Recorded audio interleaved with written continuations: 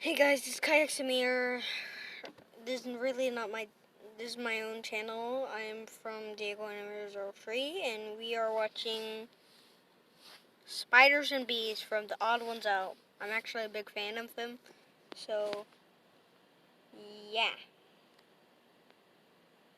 So let's get in. Mommy, why do humans hate us? Okay. I don't know, Matthew. Our species is completely harmless to them, and we keep the mosquito population down, who are responsible for killing more humans every year than other humans do. So, humans have no rational reason to fear us, but they still do? Yes, they do. I'm afraid humans aren't that smart, Matthew. Sleep tight. Don't let the bed humans bite. Love you, Mommy. I love you too, Matthew. Mom? I think the hate that spiders get is a tad bit undeserved. Yes. Okay, fine, if you're in the shower and you see a spider crawling up your leg like a freaking pervert, then that's an appropriate time to freak out. But other than that, spiders are most likely not going to hurt you.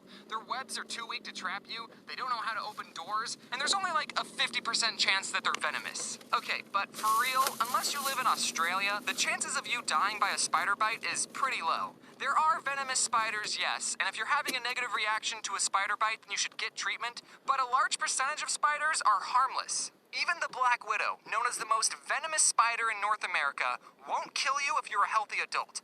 Their bite will be painful for a couple of days, sure, but you'll walk it off.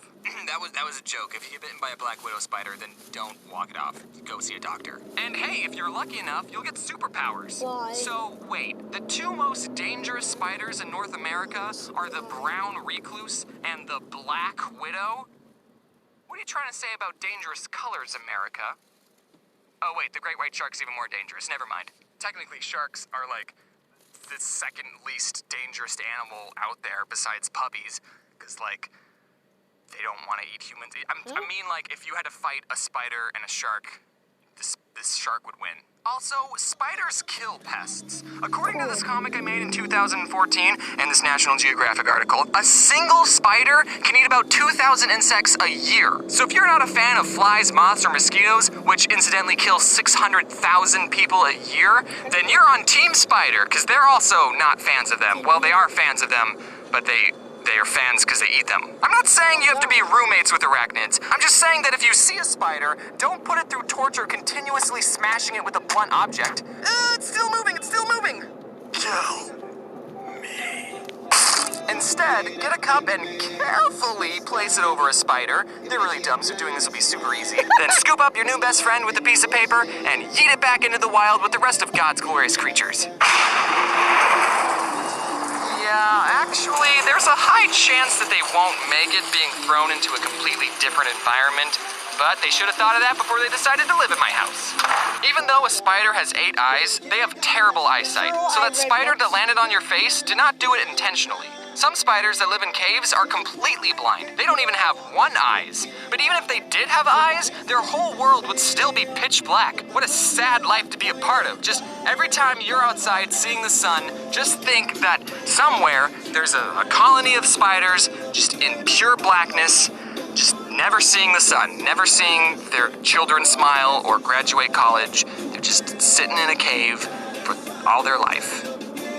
So is nature, and that is the way the cookie crumbles. Also, we're forgetting the most amazing thing about spiders, which is that they're incredibly talented in web design.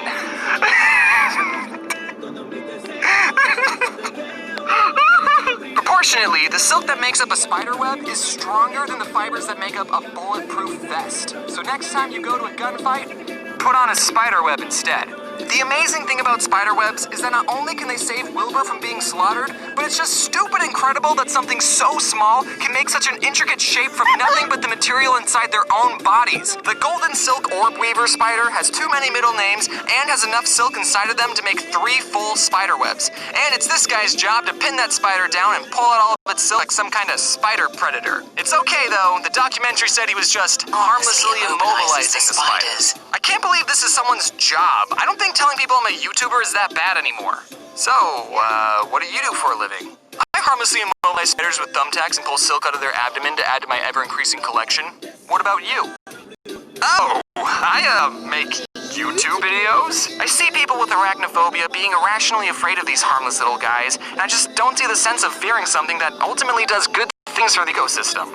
But you know what we should be afraid of? Bees! Bees are terrifying! Look, they're sucking the blood out of this guy to make honey!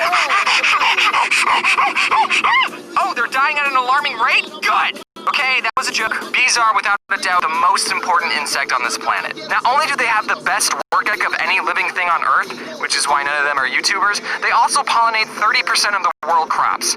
Don't ask me who pollinates the rest, because I don't know. Without bees, humanity would turn to pure anarchy. Bees are so important that world-famous comedian Jerry Seinfeld made a documentary about the life of a bee and what the world would be like without them. But ever since 2006, bees, just like all the memes say, have been dying at an alarming rate. The scary thing is that scientists don't know exactly the reason for this bee-apocalypse. But they think it has to do with new pesticides being used on farms, parasites that kill the bee, and global warming. So once we figure out how to fix those three problems, we'll be in good shape. It's a little bee pun. We like to have fun around here. Now what can you, a concerned citizen, do to stop the dropping population of bees? Most likely nothing, because I don't think anyone watching this makes laws about pesticides or stopping global warming. So we just gotta sit back and hope the people who make those laws know the importance of bees.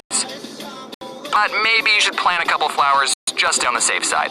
The reason I have a fear of bees is that I've gotten stung by a bee not 3 times, not 4 times, but 2 times. Two times. Now, obviously, as I've grown, I see the importance of bees, and I know not to throw rocks at them. The first time I got stung, I was outside, and I guess I was playing too close to a beehive, because I got stung on my arm, and I cried a lot. The second time, I was in my backyard, barefoot, and I was walking around, and you know how sometimes when you're about to do something, and your brain realizes that you're about to make a mistake, but your body is already committed to motion, and you don't have enough time to stop yourself? So I was in the middle of taking a step, I thought I was about to step on B, but my body didn't have the reaction time or the motor skills to avoid step, and...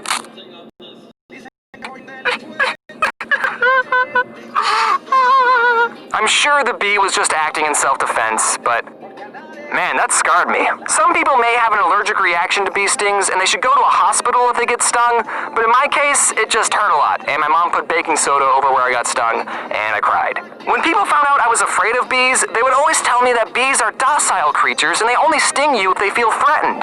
They would say the same thing about spiders too, by the way. So whenever I would see a bee, I would silently freak out and stay as still as a rock, because unlike spiders, with bees, you're not allowed to fight back. You'll both lose if that happens. I gotta show this bee how unthreatening I am. They should be able to just take a look at me and know that. But then, when a bee lands on your arm, holy frick, that's true fear.